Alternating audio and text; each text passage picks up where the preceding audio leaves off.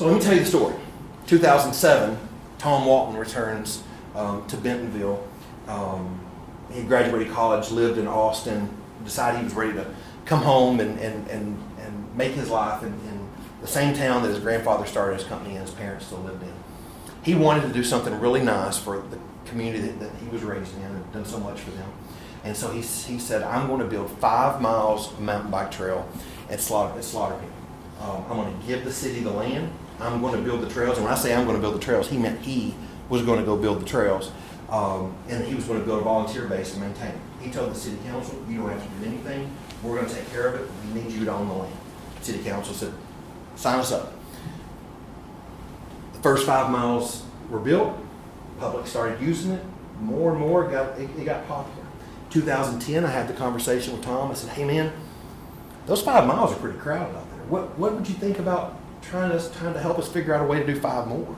And he said, you know, David, I've been looking at the land out there, and I've got a plan. I've got an idea where we could build not just 5, but we can get up to as many as 25 miles as time goes on. And so we did that. And over the course of the next couple of years, we started building out a network that gave us 25 miles of trail at Slaughter Pen. We didn't do it all at once. We did it as we needed it, and if the demand found itself.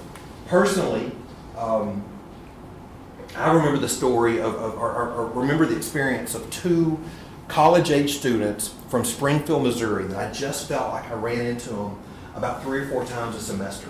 They went to school at TCU in Fort Worth. They lived in Springfield, Missouri. They came right through Northwest Arkansas on their way to and from school. And they always stopped in Bentonville to ride bikes for a couple hours on the way to either spot. And I felt like I ran into these 2 youngsters all the time. It was about the 3rd or 4th time that I saw those guys, and I said, you know, I think we're onto something. These folks are being intentional. Stop in our town, enjoy some of the recreational amenities we have, and then they make their way. So as we continue to build out, we build that 25 miles. We were struggling to keep up with parking at the trailhead of Slaughter Pen. At the same time, and so let's say Slaughter Pen's right here, the trailhead's right down here. The downtown square is back over this way, and as the crow flies, it's about a mile of distance. Crystal Bridges is kind of right in the middle of that. Well, Alice Walton had built a multi-purpose concrete path at the top part of Crystal Bridges property. The really cool thing about the $1 billion art museum that's in this 200-acre area of Crystal Bridges is that she built it in the most unbuildable piece of property. She left all the usable space for the humans up around it and the buildings down at the very bottom of it. So you have this trail that's up here, and there were a handful of people who were parking their bikes in downtown, and they were riding the hard surface path all the way out to Slaughter Pen. Most of the people were parking at the trailhead, but there was a couple people parking downtown. I remember speaking to a fellow named Bob Norwood at the time, who worked at Walton Enterprises. And we were just talking about how crowded the 10-foot wide concrete path was. It was getting dangerous for the pedestrians to walk up and down through there because they were dodging bikes left and right. So we said, what if we work with the International Mountain Bike Association and we design a gateway trail, a very basic beginner level trail that ran 1 mile from the downtown square all the way out to Slaughter Pen. That was the game changer for us. We didn't know it at the time. It was 100% by accident. If anybody tells you different, don't believe it. It was 100% by accident.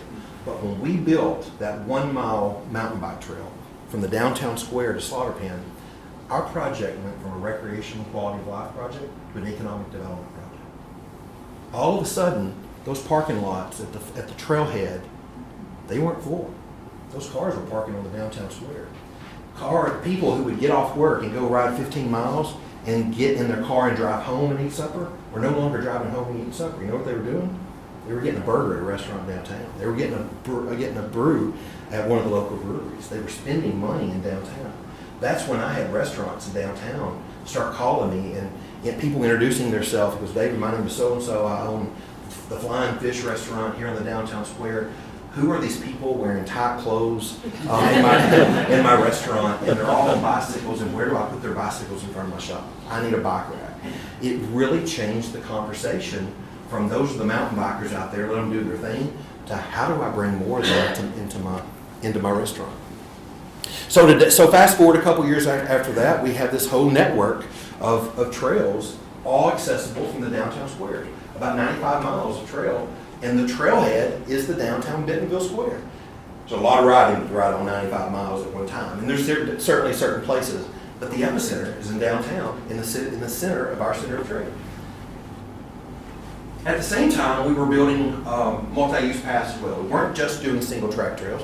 We were building hard surface trails as well. Let's take us back to 2009. The Regional Planning Office, a lot like your MAC, was challenging the local cities, and especially those of us that were doing trail development, to quote unquote think bigger. Like we need to be thinking more of a regional approach, and think more about just, instead of just trails in your city, think about how we're connecting to the neighboring city as well. About that time, the Walton family said, hey, we're willing to pitch in $15 million to the region to just help expedite some of the trail development, divvied up amongst the 4 major cities in Northwest Arkansas, however y'all determine best, but we think that it'd be a really good investment to help everybody expedite some things.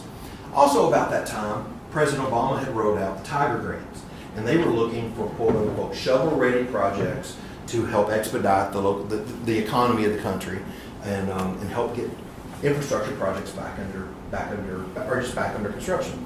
So what we did is we developed the concept of the Razorback Greenway. In Bentonville, we had done a decent job planning, and at least most of it was under construction, building about 10 miles of trail that went north and south in our community. In Fayetteville, about 30 miles south of us, they had done a really good job. They actually were already done. They had a trail that had went to the north and south parts of their community. But there's 2 towns in between us, Rogers and Springdale, that had done absolutely nothing. So what we did is we went to our local legislators, we wrote a grant, and we said, here's what we're willing to do. We're willing to take the 10 miles that are soon to be completed in Bentonville, that has no federal dollars attached to it. We'll take the 10 miles that are in Fayetteville, that's already done, has no federal dollars attached to it. We're going to write a $15 million grant to the federal government for the Tiger Grants, and we have a $15 million match. So what you're willing to do, if you will award us $15 million, we'll give you credit for the full 35 miles of trail. It's a $40 million project that you can take credit for $15 million.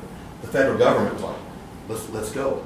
And so we were able, with that $15 million from the feds, $15 million from the Walton Family Foundation, and 2 towns that quite frankly are already done, we were able to put together the Razorback Greenway. During